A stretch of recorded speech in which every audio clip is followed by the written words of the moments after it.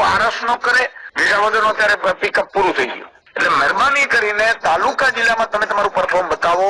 ઉમેદવારો પસંદગીમાં ઘરે જવું પડે છે અને પગે પડીને ઉમેદવાર બહાર રહો. એટલે તમે તાત્કાલિક ધોરણે તમે મીટિંગો ચાલુ કરી દો ભાઈ. બીજા કોઈ કઈ સવાલ નહીં? ઈશુદાનભાઈ બરોબર છે, આપણે કહ્યું એમ બરોબર. ઉમેદવારો પસંદગીમાં ઘરે જવું પડે છે અને પગે પડીને ઉમેદવાર બહાર રહો. ઈશુદાન ગઢવી પ્રદેશ અધ્યક્ષ હતો તો પણ પગે પડવા માટે જવું પડે તો પગે પડ્યો છું લોકોના.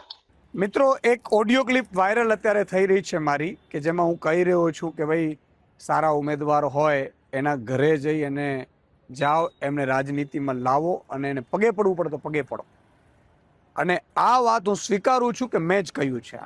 અને એટલા માટે કહ્યું છે કે આજે માત્ર ઈશુદાન ગઢવી, ગોપાલ ઇટાલિયા, ચેતર વસાવાથી અમે રાજનીતિ નહીં બદલી શકીએ. અમારે એવા હજારો લોકો જોશે કે જે લોકો ગુજરાતનું ભલું ઈચ્છતા હશે, ગુજરાત માટે કામ કરવા માંગતા હશે. એવા ભણેલા ગણેલા હોશિયાર સજ્જન લોકો રાજનીતિમાં આવી બહુ જરૂરી છે.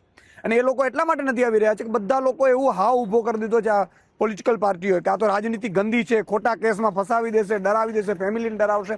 અને એટલા માટે હું મારા કાર્યકર્તાઓને કહી રહ્યો છું કે જાઓ ઘરે ઘરે સારા સજ્જન લોકોને રાજનીતિમાં ચૂંટણી લડવા લઈ આવો.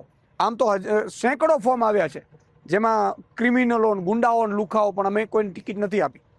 પણ સજ્જન લોકોને ઘરે જઈને પગે પડ્યા છીએ.